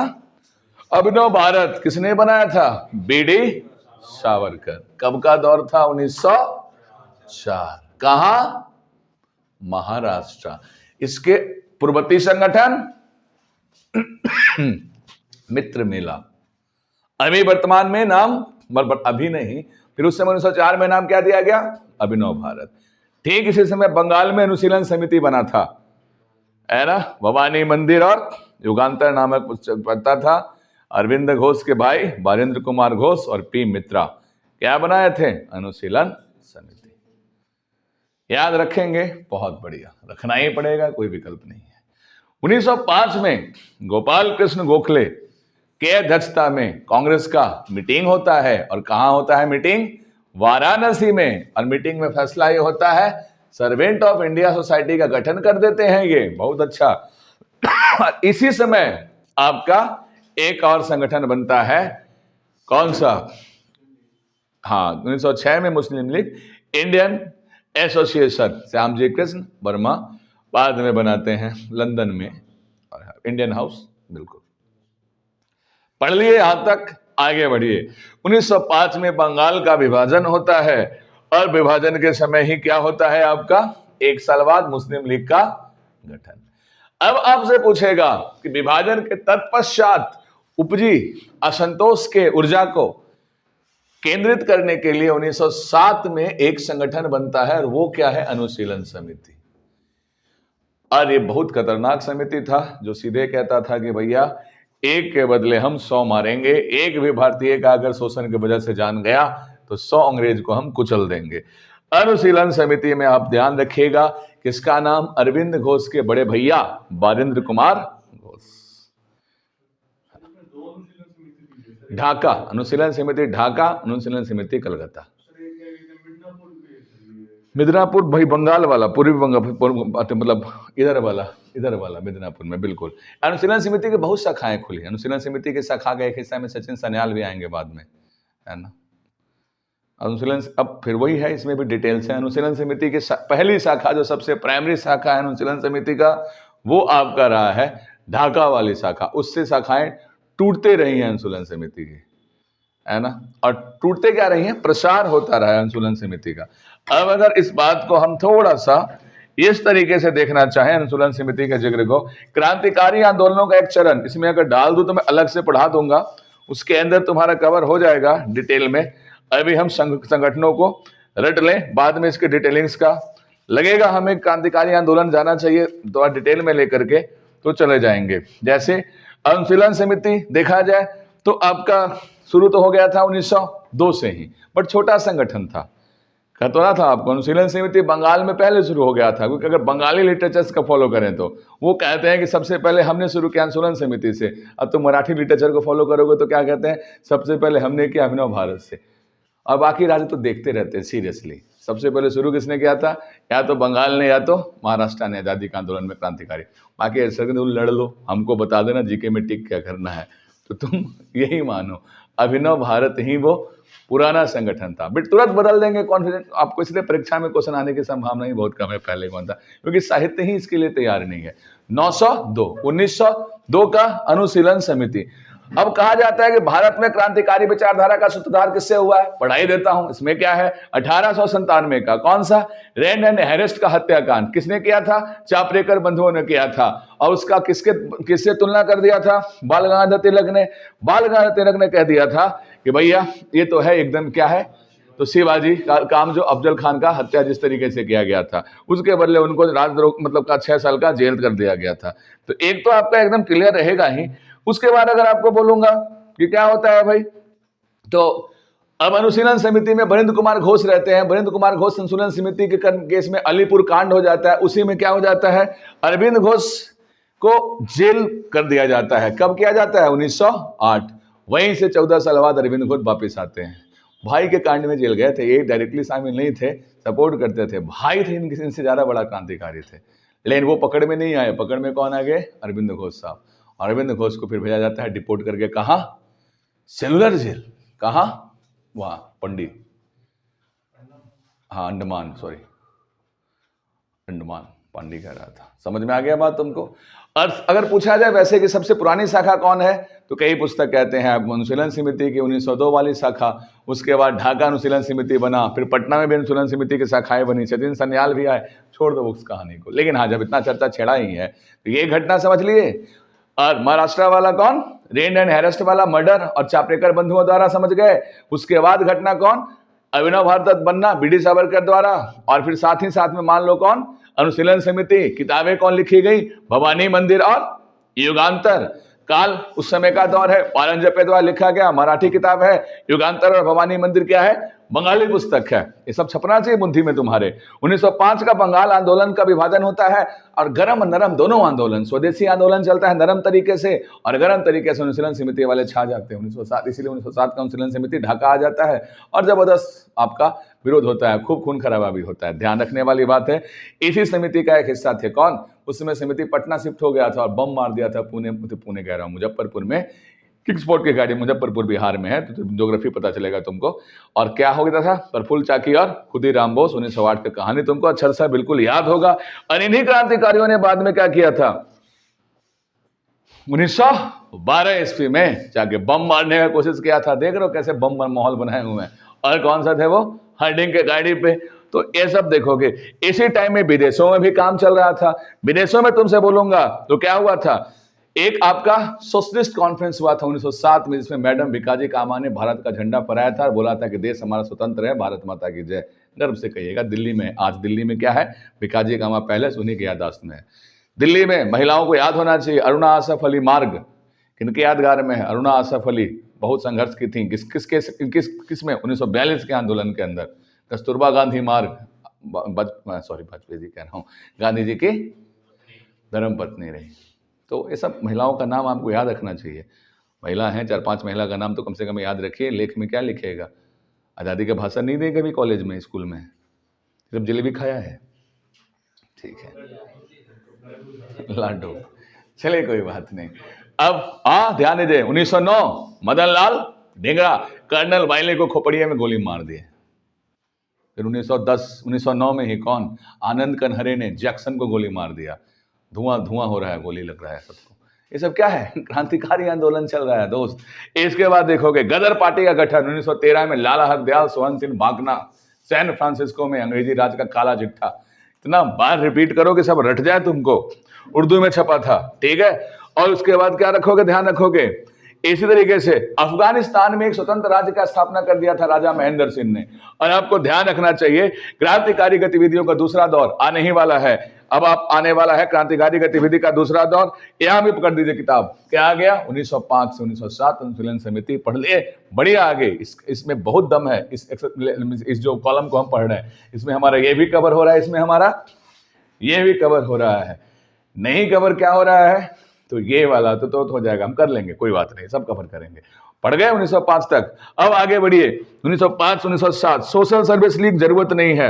लेकिन विश्व भारती रविन्द्रनाथ टैगोर, शांति निकेतन रविन्द्रनाथ टैगोर, ये दोनों। विश्व भारती आ चुका परीक्षा में एसएससी में, रविन्द्रनाथ टैगोर। शांति निकेतन रविन्द्रनाथ टैगोर, याद रहेंगे। आगे बढ़िए, गदर पार्टी लाला हरदयाल। हिंदू महासभा गठन किसने किया था? Pandit Madan Mohan Malviya. Home Rule League कल ही पढ़ चुके हैं, एक पुणे में और दूसरा मद्रास में। बहुत सही है, चेन्नई के अंदर। कौन? तो तिलक एवं एनी बेसेंट। और खिलाफत आंदोलन अली बंधु। अखिल भारतीय ट्रेड यूनियन किसने? लाला लाजपत राय। लाला लाजपत राय का मृत्यु कब हुआ दोस्तों? हाँ, लाठी मारने से कब? 1928 में साइमन कमीशन के आने के बाद। बहुत बढ़िया। तो आप ना याद रख लीजिए, अखिल भारतीय ट्रेड यूनियन, यहाँ पे एम एन जोशी लिखा हुआ है। प्रथम अध्यक्ष कौन थे? लाला लाजपत राय। स्वराज पार्टी कल ही पढ़े हैं, सीआर दास और मोतीलाल नेहरू। हिंदुस्तान रिपब्लिकन एसोसिएशन कल ही पढ़े थे, 24 में पढ़े थे ना। कौन? सचिंद्र सान्याल। उसके बाद कौन सा? 1925 में आरएसएस का गठन हेड गवार ने 1925 में किया था। आरएसएस का पहला चेयरमैन ये हेड गवार नहीं थे, उन्होंने बनाया, संगठन किया था। और बनाया किसको था? इसके संस्थापक हेड गवार है, लेकिन अध्यक्ष बनाया था, मेरे दिमाग से मिसिंग है। कोई नाम। हाँ, इसमें हेड गवार साहब के भी एक, अब तुमसे पूछेगा हेड गवार के गुरु कौन थे? गुरु गोलवलकर। कौन थे? गुरु गोलवलकर। और इसी किताब को लेकर के आरएसएस पे बहुत हमला होता है कि गुरु गोलवलकर साहब ने अछूत अछूत पलस्त कर धारणा में बहुत ऐसी किताब बोल दिया था। तो गुरु क्या?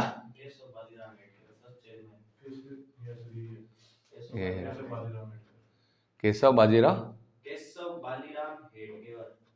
अच्छा, तो जो यही अध्यक्ष थे, फिर जो संस्थापक अध्यक्ष यही थे क्या? तो हेड गवार तो इन्हीं को कहते हैं। और हेड गवार के गुरु कौन थे? गुरु गोलवलकर। गुरु गोलवलकर किताब दिखा करके, एक कौन सा किताब था इनका? गुरु गोलवलकर ने, हाँ, बंचेज ऑफ थॉट। पुस्तक का नाम क्या है? जब घुस गए एसएससी तो पूछेगी यहाँ से, बंचेज ऑफ थॉट। ये पहली बार पब्लिक को बताया था कि बंचेज ऑफ थॉट में आरएसएस की फिलॉसफी क्या है। लालू यादव को तुम लोग यार हल्के में लेते हो, पूरे भारत को पहली बार बताया था, उसके माध्यम से हमें पता चला था कि बंचेज ऑफ थॉट भी कोई किताब है। बंचेज ऑफ थॉट लेके आ गया था लोकसभा में, बोला था कि इसको पढ़ के और हमको समझा दीजिए हिंदी में, उसके बाद भी आपको लगता है कि हिंदू धर्म तोड़ने की साजिश नहीं है, दलितों को अलग करने की साजिश नहीं है, तो मैं राजनीति से संन्यास ले लूंगा। हिम्मत नहीं हुई थी भाजपा वालों को पढ़ने का। बंचेज ऑफ थॉट में लिखा हुआ है कि दलित तो हिंदू है ही नहीं, और यही बोल बोल के तोड़ दिया था दलितों को भाजपा से। लालू यादव को तुम हल्के में ले रहे हैं, लालू लालू ये बहुत बड़ा नेता है, किंग मेकर रहा, जब तक जिंदा रहा तब तक हिला के रखा, बीमार पड़ गया, चारा खा लिया, चारा खाने से बीमार पड़ गया, गाय भैंसी का खाना खाओगे तो चारा, लालच में खराब हो गया। जब तक 12-15 उसके बाल बच्चा नहीं हुए तब तक ठीक था, इतने बच्चे हो गए कि उसको पालने पोसने के लिए घोटाला करना पड़ा, इस चक्कर में बंदा खराब हो गया। बड़ा अच्छा आदमी था। बंचेज ऑफ थॉट, क्या लिखिएगा, बंचेज ऑफ थॉट। हाँ, पुस्तक गुरु गोलवलकर का पुस्तक है, हालांकि पॉलिटिकल डिबेट से छोड़ दूंगा मैं। अब आगे आ जाइए, आ गया। ध्यान रखिएगा, आरएसएस का गठन उसी साल हुआ है और कम्युनिस्ट पार्टी ऑफ इंडिया का गठन भी इसी साल हुआ है। अगली बार यह आएगा, भारत में सीपीआई का गठन इसी साल हुआ है। भारत से बाहर तो पहले ही हो गया था, लेकिन वो रसिया में हुआ था, हम मानते ही नहीं उसको। आगे बढ़ जाइए, बढ़ गए आप। अब देखिए, खिलाफत आंदोलन पढ़ ही लिए, स्वराज पार्टी पढ़ लिए, ये पढ़ लिए। अब आ गया भगत सिंह वाला, जो कल ही आपको बताया था। भगत सिंह ना, जब 1924 में हिंदुस्तान रिपब्लिकन एसोसिएशन बना, 1925 में जब सारे लोग गिरफ्तार हो गए इसके, सचिन सन्याल तो बच गए थे, वो ढीमा पड़ गया था, भगत सिंह ने अपना एक पंजाब में नौजवान सभा बना लिया और उसके बैनर तले काम करने लगे। बाद में नौजवान सभा का विलय किसमें कर देते हैं, हिंदुस्तान सोशलिस्ट रिपब्लिकन, जिसका अध्यक्ष कौन थे, चंद्रशेखर आजाद। ये कब का संगठन है, 1928 का। इसमें चंद्रशेखर आजाद, यहां तो आपका संस्थापक भगत सिंह, लेकिन किसको बनाया था अध्यक्ष, सीनियर थे भगत सिंह। कितना अच्छा आदमी जी, खुद भी बन सकते थे, अध्यक्ष नहीं थे, उन्होंने पंडित जी को बनाया और सीनियर मानते थे कि जो आ गया पंडित जी, सीधे ऐसे कहते थे, आप जो कहिए बम मारी। तो संगठन चलाने के लिए त्याग करना पड़ता है, ऐसे नहीं कि मेरा संगठन है तो मैं ही अध्यक्ष रहूंगा। आगे बढ़िए, पढ़ गए, पहुंच गए 28 तक। अब आइए, खुदाई खिदमतगार किससे जुड़ा हुआ है, ये जुड़ा हुआ है असहयोग आंदोलन से। इसके अध्यक्ष संस्थापक कौन, खान अब्दुल गफ्फार खान, जिनको क्या कहते हैं, सीमांत गांधी कहते हैं। सीमांत गांधी, दक्षिण का गांधी कौन है, के कामराज। दक्षिण का गांधी कौन थे, के कामराज। सीमांत गांधी कौन है, ये अब्दुल गफ्फार खान। और अफ्रीका के गांधी किसको बोलते हैं, नहीं अफ्रीका का नहीं, सॉरी माफी चाहूंगा, ब्लैक गांधी किसको कहते हैं, Martin Luther. Black Gandhi Martin Luther, और अफ्रीका का गांधी नेल्सन मंडेला। इसलिए मैंने सवाल भरे, इतना सारा गांधी पे सवाल है, देंगेगा छोड़िए। आपको खुदाई खिदमतगार लाल कुर्ती वाला संगठन था, कहां ऑपरेट होता था, नॉर्दर्न वेस्टर्न प्रोविंसेस के अंदर में। नॉर्दर्न वेस्टर्न, पश्चिमोत्तर प्रांत जो था, वहां पे सिंध में, पंजाब में, बलूचिस्तान इत्यादि में। और कौन थे ये, खुदाई खिदमतगार संगठन, लाल कुर्ती पहनते थे, रेड शर्ट ऑर्गेनाइजेशन बोलते थे। रख पाएंगे इतना बात याद, किस समय से जुड़ाव रखते हैं ये जुड़ाव रखते हैं शबने अवज्ञा आंदोलन के समय। इन्हें खुदाई खिदमतगार के अध्यक्ष खान अब्दुल गफ्फार खान साहब को क्या बोलते हैं हम, क्या, सीमांत गांधी। सीमांत गांधी, यहां सीमांत से तात्पर्य है नॉर्थ वेस्ट फ्रंटियर से, नॉर्थ वेस्ट फ्रंटियर के गांधी थे ये। आगे बढ़िए, हरिजन सेवक संघ का स्थापना किसने किया था, महात्मा गांधी। इसके अध्यक्ष महात्मा गांधी नहीं बने थे, ध्यान रखिएगा। अध्यक्ष कौन थे, कल ही चर्चा हुआ था, घनश्याम दास बिड़ला। और labour party B.R. Ambedkar, independent labour party, इसी पार्टी से चुनाव लड़ते थे अम्बेडकर बार बार और हारते थे। B.R. अम्बेडकर, अम्बेडकर कभी चुनाव नहीं जीत पाए। क्यों नहीं जीत पाते थे, क्योंकि वो कास्ट बेस्ड पॉलिटिक्स कर रहे थे ना, यानी स्वतंत्र श्रमिक पार्टी, इंडिपेंडेंट लेबर पार्टी। आगे बढ़िए, फॉरवर्ड ब्लॉक सुभाष चंद्र बोस, आजाद हिंद फौज रास बिहारी बोस, और आजाद हिंद सरकार सुभाष चंद्र बोस। ध्यान रख लेने वाली बात यह है, कांग्रेस एवं उनके पूर्ववर्ती संगठनों का जो आपको हमने लिस्ट बोला है, उसके अंदर आप जरूर ध्यान, अच्छा एक बात हमने आपको पढ़ा दिया क्या, वो आपको जानना चाहिए कि नौजवान सभा गठन किसके बाद हुआ था, ठीक, HR नहीं, एक घटना हुआ था ना, काकोरी ट्रेन एक्शन के बाद। और हिंदुस्तान सोशलिस्ट रिपब्लिकन एसोसिएशन के बाद पहला घटना भगत सिंह का वारदात, सांडर का खोपड़ी खाली कर देना और उसके बाद तुरंत असेंबली में बम मारना, है ना, 2829। क्या हमने आपको ये बताया कि अभिनव भारत संगठन है, वो पहले क्या था, मित्र मेला संगठन, पता ही नहीं चला क्या क्या बोला क्या नहीं बोला, फ्लो में चल रहा हूं तो इतना खत्म हो गया। अब आइए हम प्रेस के विकास पर कुछ नजर रखें। प्रेस के विकास भारत में कैसे हुआ है? बोले प्रेस के विकास जैसे भी हुआ है बहुत बढ़िया हुआ है, इससे काम नहीं चलेगा। हम देखेंगे प्रेस विकास से जुड़ा हुआ कुछ चीजें। तो सबसे पहले देखिएगा, अच्छा इसके बाद एक और देखिए, समाज सुधार है तो आयोग देखिए, हाँ विभिन्न प्रकार के आयोग। अब आपको ध्यान रखना पड़ेगा, समाज सुधार के प्रयास के तहत भैया अपने से थोड़ी कुछ कर दीजिएगा, आप तो गुलाम आदमी हैं, जो करेगा वो कौन करेगा, अंग्रेज। तो आप ध्यान दीजिए, बालिका शिशु हत्या पर रोक से संबंधित सबसे पहला कानून किसने पारित किया था? यहीं पे गलती कर दोगे, बालिका शिशु हत्या से संबंधित सबसे पहला कानून किसने पारित किया था? 1802 में। अब तुम हमें नहीं बताऊंगा किसने किया था, तुम बताओगे कौन था इस समय? इतना समय मतलब वेले जली, तो कहाँ एम हर्ष तक पहुंच गए, याद करो, रटनो पड़सी। 1802 क्या है? प्रयास किया था बालिका शिशु हत्या पर, परीक्षा में यूपीएससी कई बार पूछ चुकी है। प्रथम प्रयास बेले जली के द्वारा बालिका शिशु हत्या पर प्रतिबंध था। ध्यान रखिए, दूसरा प्रयास था 1829 का, ये सबको याद है, ये किसी को याद रहता नहीं, इसलिए ये ज्यादा महत्वपूर्ण है। सती प्रथा, ये सबको याद रहता है। विलियम बेंटिक 1856 का विधवा पुनर्विवाह, लॉर्ड कैनिंग ईश्वरचंद विद्यासागर के मदद से। उसके बाद नेटिव मैरिज एक्ट 1872, ये क्या था? नेटिव मैरिज एक्ट 1872 मिलेगा तुमको, ब्लू किताब में भी है सब। Native marriage act 1872। Native marriage act का मतलब क्या है? ये कब पास हुआ था? अंतर जातीय विवाह को मान्यता देना और बहु विवाह प्रथा को समाप्त करना, ये बहुत बड़ा धर्म सुधार था। बहु विवाह प्रथा को समाप्त करना। भारत में उस समय एक एक व्यक्ति 5-5, 7-7 हिंदू धर्म में भी विवाह करके बैठे थे, इसको भंग कर दिया। लेकिन इसमें मुसलमानों को छूट देके धोखा कर दिया। क्या किया? इसी समय से भेद पड़ा था।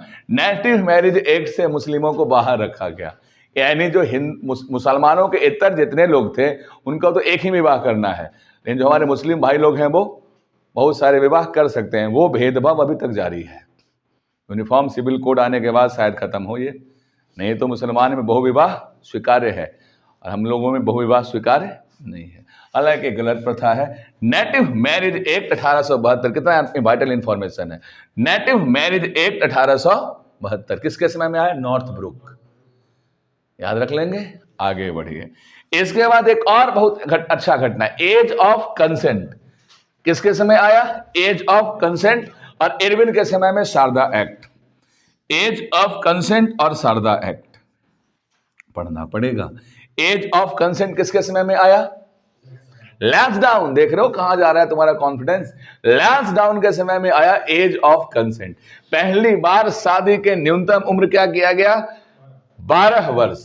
एज ऑफ कंसेंट के अंदर क्या किया गया? 12 वर्ष। और अभी शादी का न्यूनतम उम्र क्या है? 21 कर दिया गया। हाँ 18 ही लागू नहीं हुआ है क्या? हो गया होगा कि। और ये कौन सा? हरदयाल शारदा, तुमको अच्छा लगेगा। हरदयाल शारदा कहां से थे? अजमेर, राजस्थान से। हरदयाल शारदा ने शारदा एक्ट पारित करवाया था, खुद लिखा भी था और बहुत विरोध किया था। किसके लिए? तो महिलाओं का उम्र 14 करवाया, पुरुषों का 18। और आजादी के बाद भारत में जो मैरिज कानून बना उसके अंदर क्या कर दिया गया? सबका मिनिमम न्यूनतम एज 18, और बाद में पुरुषों का क्या किया गया? बढ़ा करके 21। तो ये सब एज है, ब्याह शादी से संबंधित मामला है।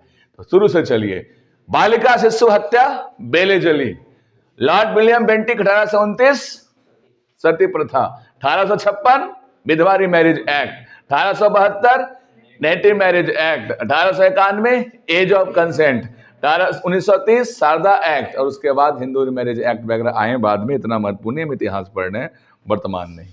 तो आपको ये वाला कॉलम भी ले दे करके याद हो गया। फिर आते हैं, बात करते हैं, हाँ जाना जा सकते हो बिल्कुल। अब इसके बाद आते हैं, फिर हम बात करते हैं क्या, मोटा मोटी तौर पर देखिएगा, विद्रोहों से रुक करके पत्र पत्रिकाओं का और कांग्रेस के आंदोलन की तरफ बाहर निकले। आपको ध्यान देना चाहिए, एक मजदूर वामपंथी आंदोलन भी पढ़ा दूं, क्योंकि अगर परीक्षा में टफ कुछ क्वेश्चन आएगा तो इसी से आएगा, ध्यान दीजिएगा। ये कॉलम अपना पूरा हो जाता है। अब मैं देख लूं, तय कर लूं कौन से कॉलम को पिक करें। अगला कॉलम अपना है, देख ही चुके थे हम कल, स्वराज पार्टी का गठन और ये सारा वाला भारत के महान शहीद का कॉलम देखा जा चुका है। अब देखते हैं हम, इससे ज्यादा अच्छा रहेगा कौन सा देखना, तो सारी कमेटियों का अध्ययन हम एक बार कर लेते हैं।